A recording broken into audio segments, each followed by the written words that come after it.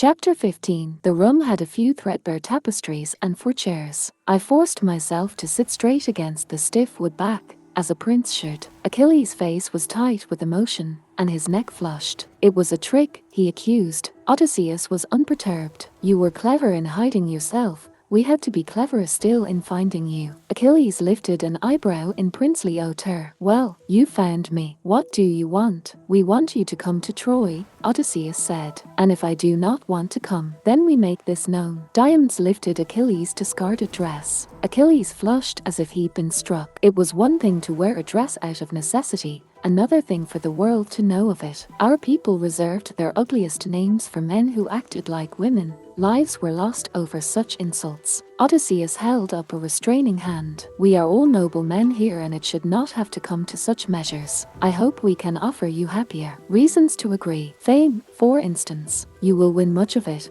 if you fight. For us, there will be other wars. Not like this one, said Diomedes. This will be the greatest war of our people, remembered in legend and song for generations. You are a fool not to see it. I see nothing but a cuckolded husband and Agamemnon's greed. Then you are blind. What is more heroic than to fight for the honor of the most beautiful woman in the world, against the mightiest city of their east? Perseus cannot say he did so much, nor Jason. Heracles would kill his wife again for a chance to come along. We will master Anatolia all the way to Arabia. We will carve ourselves into stories for ages to come. I thought you said it would be an easy campaign, home by next fall. I managed. I had to do something to stop the relentless roll of their words. I lied. Odysseus shrugged. I have no idea how long it will be. Faster if we have you. He looked at Achilles. His dark eyes pulled like the tide, however you swam against it. The sons of Troy are known for their skill in battle, and their deaths will lift your name to the stars. If you miss it,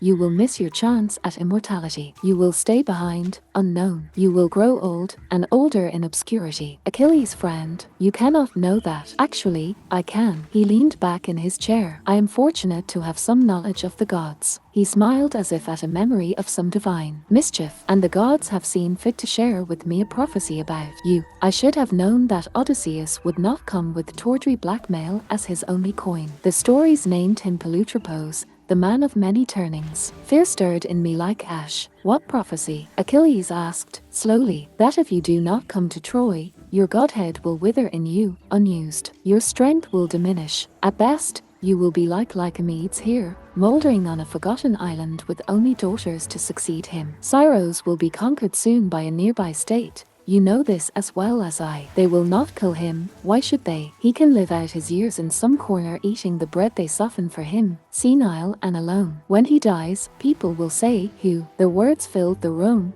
thinning the air until we could not breathe. Such a life was a horror, but Odysseus' voice was relentless. He is known now only because of how his story touches yours. If you go to Troy, your fame will be so great that a man will be written into eternal legend just for having passed a cup to you. You will be. The doors blew open in a fury of flying splinters. The she stood in the doorway, hot as living flame. Her divinity swept over us all, singeing our eyes, blackening the broken edges of the door. I could feel it pulling at my bones, sucking at the blood in my veins as if it would drink me. I cowered, as men were made to do. Odysseus' dark beard was dusted with fine debris from the door's ruin. He stood. Greetings, Thetis. Her gaze went to him as a snake's to her prey, and her skin glowed. The air around Odysseus seemed to tremble slightly, as if with heat or a breeze. Diomedes, on the ground, edged away. I closed my eyes, so I would not have to see the explosion. A silence, into which at last I opened my eyes. Odysseus stood unharmed. Thetis' fists were strangling themselves white. It no longer burned to look at her. The grey-eyed maiden has ever been kind to me,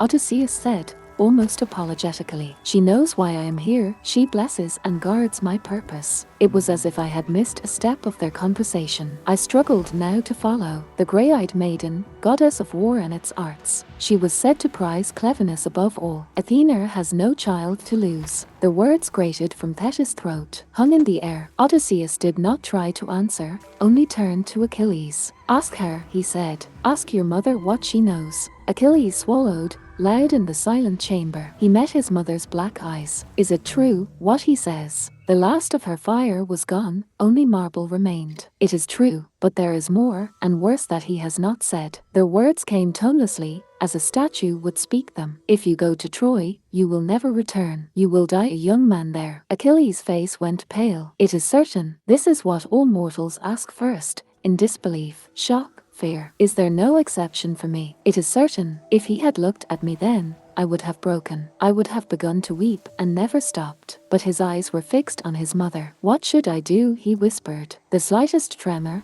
over the still water of her face. Do not ask me to choose, she said, and vanished. I cannot remember what we said to the two men, how we left them, or how we came to our room. I remember his face, skin drawn tightly over his cheeks, the dulled pallor of his brow. His shoulders, usually so straight and fine, seemed fallen. Grief swelled inside me, choking me. His death. I felt as if I was dying just to think of it, plummeting through a blind, black sky. You must not go. I almost said it 1,000 times. Instead, I held his hands fast between mine. They were cold and very still. I do not think I could bear it, he said, at last. His eyes were closed, as if against horrors. I knew he spoke not of his death, but of the nightmare Odysseus had spun, the loss of his brilliance, the withering of his grace. I had seen the joy he took in his own skill, the roaring vitality that was always just beneath the surface. Who was he if not miraculous and radiant? Who was he if not destined for fame? I would not care, I said. The words scrabbled from my mouth. Whatever you became, it would not matter to me. We would be together. I know, he said quietly, but did not look at me. He knew, but it was not enough. The sorrow was so large it threatened to tear through my skin. When he died, all things swift and beautiful and bright would be buried with him. I opened my mouth, but it was too late. I will go, he said. I will go to Troy. The rosy gleam of his lip,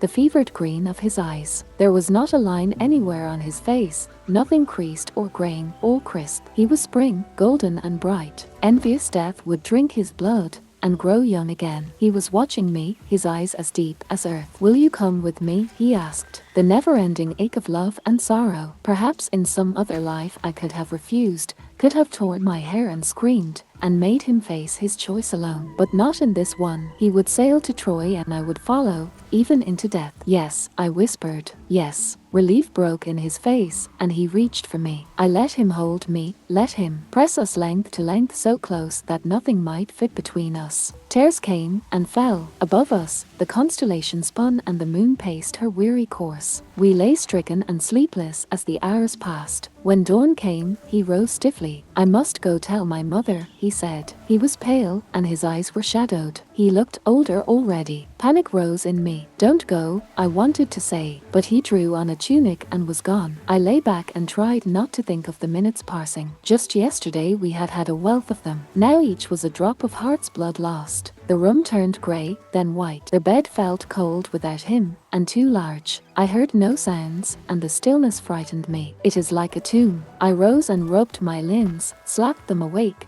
trying to ward off a rising hysteria. This is what it will be, every day, without him. I felt a wild-eyed tightness in my chest, like a scream. Every day, without him. I left the palace, desperate to shut out thought. I came to the cliffs, Scyros' great rocks that beetled over the sea, and began to climb. The winds tugged at me, and the stones were slimy with spray, but the strain and danger steadied me. I arrowed upwards, towards the most treacherous peak, where before I would have been too fearful to go. My hands were cut almost to blood by jagged shards of rock. My feet left stains where they stepped. The pain was welcome, ordinary and clean. So easy to bear it was laughable. I reached the summit, a careless heap of boulders at the cliff's edge, and stood. An idea had come to me as I climbed, fierce and reckless as I felt. Thetis! I screamed it into the snatching wind, my face towards the sea. Thetis! The sun was high now, their meeting had ended long ago. I drew a third breath. Do not speak my name again. I whirled to face her and lost my balance. The rocks jumbled under my feet,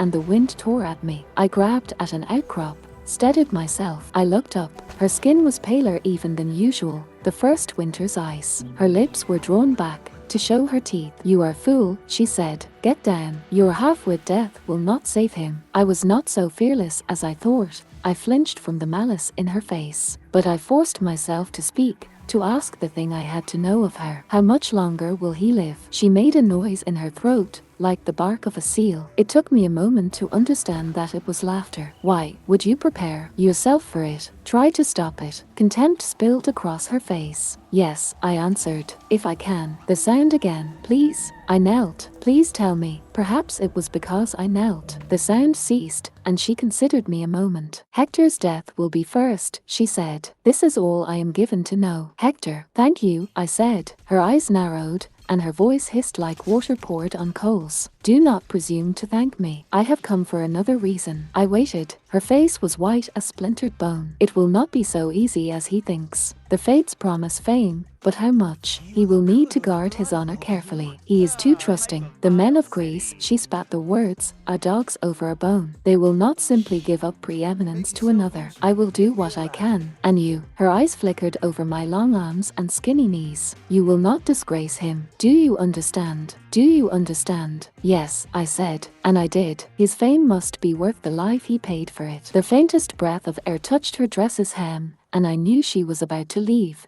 to vanish back to the caves of the sea. Something made me bold. Is Hector a skilled soldier? He is the best, she answered. But for my son, her gaze flickered to the right, where the cliff dropped away. He is coming, she said. Achilles crested the rise and came to where I Saturday. He looked at my face and my blooded skin. I heard you talking, he said. It was your mother, I said. He knelt and took my foot in his lap. Gently, he picked the fragments of rock from the wounds, brushing off dirt and chalky dust. He tore a strip from his tunic's hem and pressed it tight to staunch the blood. My hand closed over his. You must not kill Hector, I said. He looked up, his beautiful face framed by the gold of his hair. My mother told you the rest of the prophecy. She did. And you think that no one but me can kill Hector? Yes, I said. And you think to steal time from the fates? Yes.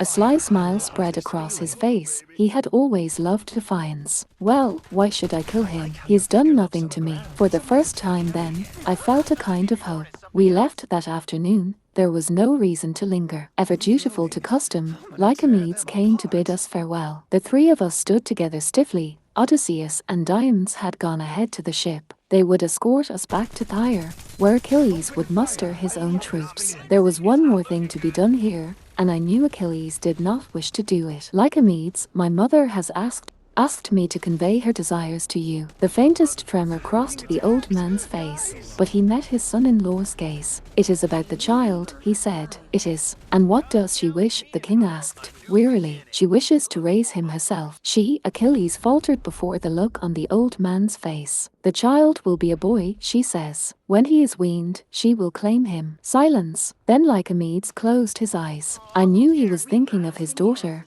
Arms empty of both husband and child. I wish you had never come, he said. I'm sorry, Achilles said. Leave me, the old king whispered. We obeyed. The ship we sailed on was tightly made and well manned. The crew moved with a competent fleetness, the ropes gleamed with new fibers, and the masts seemed fresh as living trees. The prow piece was a beauty, the finest I had ever seen. A woman, tall, with dark hair and eyes, her hands clasped in front of her as if in contemplation. She was beautiful, but quietly so, an elegant jaw, an upswept hair showing a slender neck. She had been lovingly painted, each darkness or lightness perfectly rendered. You are admiring my wife, I see. Odysseus joined us at the railing, leaning on muscular forearms. She refused at first, wouldn't let the artist near her. I had to have him follow her in secret. I think it turned out rather well, actually. A marriage for love, rare as cedars from the east. It almost made me want to like him, but I had seen his smiles too often now. Politely, Achilles asked, what is her name? Penelope, he said. Is the ship new? I asked. If he wanted to speak of his wife,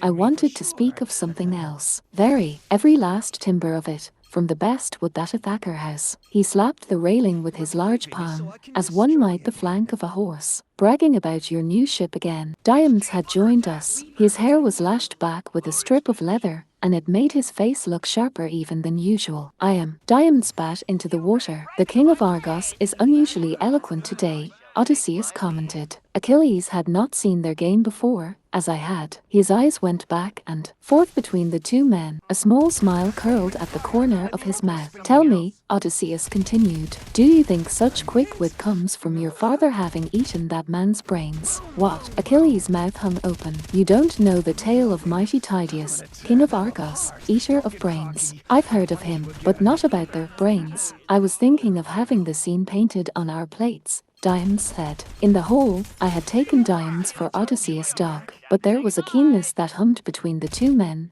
a pleasure in their sparring that could come only from equals. I remembered that Diamonds was rumored to be a favorite of Athena as well. Odysseus made a face. Remind me not to dine in Argos anytime soon. Diamonds laughed. It was not a pleasant sound. The kings were inclined to talk and lingered by the rail with us. They passed stories back and forth of other sea voyages, of wars, of contests won in games long past. Achilles was an eager audience, with question after question. Where did you get this? He was pointing to the scar on Odysseus' leg. Odysseus rubbed his hands together. That is a tale worth telling, though I should speak to the captain first. He gestured to the sun, hanging ripe and low over the horizon. We'll need to stop soon for camp. I'll go. Diamond stood from where he leaned against the rail. I've heard this one almost as many times as that sickening bed story. Your loss, Odysseus called after him. Don't mind him. His wife's a hellhound bitch, and that would sour anyone's temper. Now, my wife, I swear. Diamond's voice carried back up the length of the ship. If you finish that sentence, I will throw you over the side and you can swim to Troy. See? Odysseus shook his head. Sour. Achilles laughed, delighted by them both. He seemed to have forgiven their part in his unmasking, and all that came after. Now what was I saying? The scar, Achilles said, eagerly. Yes, the scar. When I was 13, I watched him hang on the other man's words. He is too trusting, but I would not be the raven on his shoulder all the time, predicting gloom. The sun slid lower in the sky, and we drew close to the dark shadow of land where we would make camp. The ship found the harbor, and the sailors drew her up on the shore for the night. Supplies were unloaded, food and bedding and tents for the princes. We stood by the campsite that had been laid for us, a small fire and pavilion. Is all well here? Odysseus had come to stand with us. Very well, Achilles said. He smiled, his easy smile, his honest one. Thank you. Odysseus smiled in return, teeth white against his dark beard. Excellent. 1 tent's enough, I hope. I've heard that you prefer to share rooms and bedrolls both, they say. Heat and shock rushed through my face. Beside me, I heard Achilles' breath stop. Come now, there's no need for shame. It's a common enough thing among boys. He scratched his jaw, contemplated, though you're not really boys any longer. How old are you? It's not true, I said. The blood in my face fired my voice. It rang loudly down the beach. Odysseus raised an eyebrow. True is what men believe, and they believe this of you. But perhaps they are mistaken. If the rumor concerns you, then leave it behind when you sail to war. Achilles' voice was tight and angry. It is no business of yours, Prince of Ithaca. Odysseus held up his hands. My apologies if I have offended. I merely came to wish you both good night and ensure that all was satisfactory. Prince Achilles, Patroclus. He inclined his head and turned back to his own tent. Inside the tent there was quietness between us. I had wondered when this would come. As Odysseus said, many boys took each other for lovers, but such things were given up as they grew older, unless it was with slaves or hired boys. Our men liked conquest. They did not trust a man who was conquered himself. Do not disgrace him, the goddess had said. And this is some of what she had meant. Perhaps he is right, I said. Achilles' head came up, frowning. You do not think that. I do not mean. I twisted my fingers. I would still be with you, but I could sleep outside, so it would not be so obvious. I do not need to attend your councils. I know, the Thyians will not care, and the others can talk all they like. I will still be Ares to Sakaean, best of the Greeks. Your honor could be darkened by it. Then it is darkened. His jaw shot forward, stubborn. They are fools if they let my glory rise or fall on this. But Odysseus, his eyes, green as spring leaves, met mine. Patroclus, I have given enough to them. I will not give them this. After that, there was nothing more to say. The next day, with the southern wind caught in our sail, we found Odysseus by the prow. Prince of Ithaca, Achilles said. His voice was formal. There were none of the boyish smiles from the day before. I wish to hear you speak of Agamemnon and the other kings. I would know the men I am to join, and the princes I am to fight. Very wise, Prince Achilles. If Odysseus noticed a change, he did not comment on it. He led us to the benches at the base of the mast, below the big-bellied sail. Now, where to begin? Almost absently, he rubbed the scar on his leg. It was darker in daylight, hairless and puckered. There is Menelaus, whose wife we go to retrieve. After Helen picked him for her husband, Patroclus can tell you about that. He became king of Sparta. He is known as a good man, fearless in battle and well-liked in the world. Many kings have rallied to his cause, and not just those who are bound to their oaths, such as Achilles asked. Odysseus counted them off on his large farmer's hands. Meriones, Idomeneus, Philoctetes, Arjux. Both Arjuxes, larger and lesser. One was there, man I remembered from Tyndareus' hall, a huge man with a shield. The other I did not know. Old King Nestor of Pylos will be there as well. I'd heard the name. He had sailed with Jason in his youth to find the Golden Fleece. He was long past his fighting days now, but brought his sons to war, and his counsel, too. Achilles' face was intent, his eyes dark. And the Trojans, Priam, of course, king of Troy. The man is said to have 50 sons, all raised with a sword in their hands. 50 sons, and 50 daughters. He's known to be pious and much loved by the gods. His sons are famous in their own right. Paris, of course, beloved of the goddess Aphrodite, and much noted for his beauty. Even the youngest, who's barely 10, is supposed to be ferocious. Troilus, I think. They have a god-born cousin who fights for them, too. Aeneas, his name is, a child of Aphrodite herself. What about Hector? Achilles' eyes never left Odysseus. Priam's oldest son and heir, favorite of the god Apollo. Troy's mightiest defender. What does he look like? Odysseus shrugged. I don't know. They say he is large, but that is said of most heroes. You'll meet him before I do, so you'll have to tell me. Achilles narrowed his eyes. Why do you say that? Odysseus made a wry face. As I'm sure Diams will agree,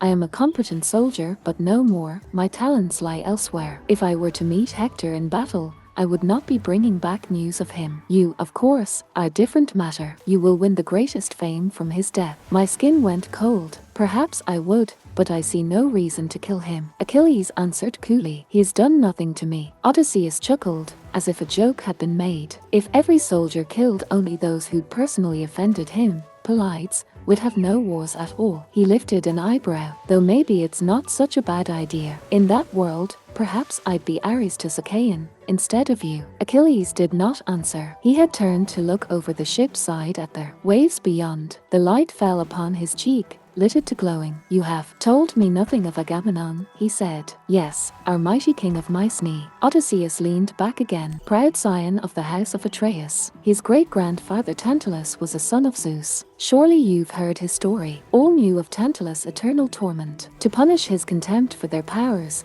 the gods had thrown him into the deepest pit of the underworld. There they afflicted the king with perpetual thirst and hunger, while food and drink sat just out of his reach. I've heard of him, but I never knew what his crime was, Achilles said. Well, in the days of King Tantalus, all our kingdoms were the same size, and the kings were at peace. But Tantalus grew dissatisfied with his portion, and began to take his neighbors' lands by force. His holdings doubled, then doubled again, but still Tantalus was not satisfied. His success had made him proud, and having bested all men who came before him, he sought next to best the gods themselves, not with weapons, for no man may match their gods in battle, but in trickery. He wished to prove that the gods do not know all, as they say they do. So he called his son to him, Pelops, and asked him if he wanted to help his father. Of course, Pelops said. His father smiled and drew his sword. With a single blow he slit his son's throat clean across. He carved the body into careful pieces and spitted them over the fire. My stomach heaved at the thought of the iron skewer through the boy's dead flesh. When the boy was cooked, Tantalus called to his father Zeus on Olympus. Father, he said, I have prepared a feast to honor you and all your kin. Hurry, for the meat is tender still and fresh. The gods love such feasting and came quickly to Tantalus' hall. But when they arrived, the smell of the cooking meat,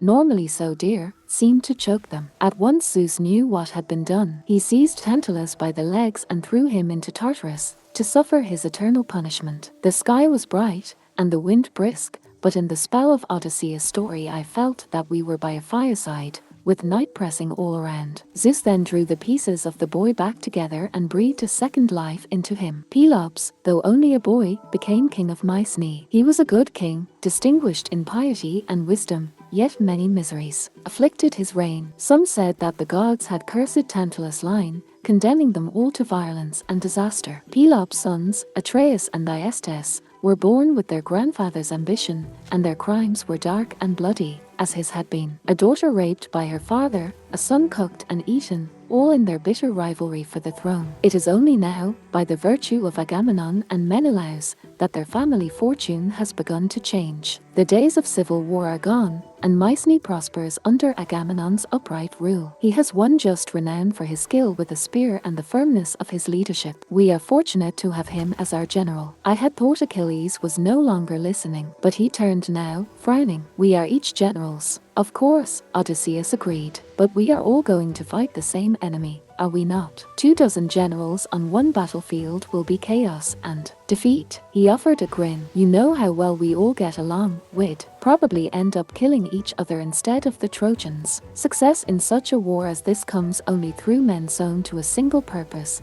funneled to a single spear thrust rather than 1,000 needle pricks. You lead the Thyians, and I the Ithacans, but there must be someone who uses us each to our abilities. He tipped a gracious hand towards Achilles, however great they may be. Achilles ignored the compliment. The setting sun cut shadows into his face. His eyes were flat and hard. I come of my free will, Prince of Ithaca. I will take Agamemnon's counsel, but not his orders. I would have you understand this. Odysseus shook his head. God save us from ourselves. Not even in battle yet, and already worrying over honors. I am not. Odysseus waved a hand. Believe me, Agamemnon understands your great worth to his course. It was he who first wished you to come. You will be welcome to our army with all the pomp you could desire. It was not what Achilles had meant, exactly, but it was close enough. I was glad when the lookout shouted landfall up ahead. That evening, when we had set aside our dinners, Achilles lay back on the bed. What do you think of these men we will meet? I don't know. I am glad Dions is gone, at least. Me too. We had let the king off at Euboea's northern tip,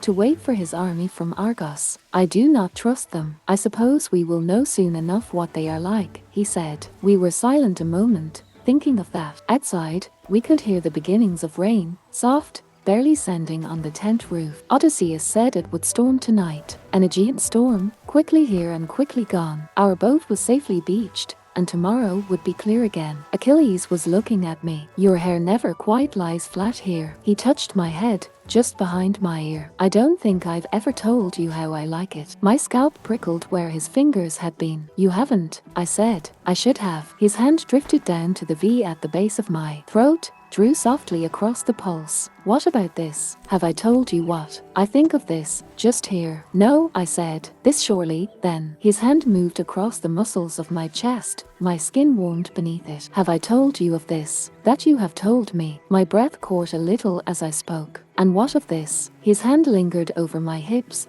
drew down the line of my thigh. Have I spoken of it? You have. And this? Surely, I would not have forgotten this. His cat smile. Tell me I did not. You did not. There is this, too. His hand was ceaseless now. I know I have told you of this. I closed my eyes. Tell me again, I said. Later, Achilles sleeps next to me. Odysseus' storm has come, and the coarse fabric of the tent wall trembles with its force. I hear the stinging slap, over and over, of waves reproaching the shore. He stirs and the air stirs with him, bearing the musk-sweet smell of his body. I think this is what I will miss. I think I will kill myself rather than miss it. I think, how long do we have?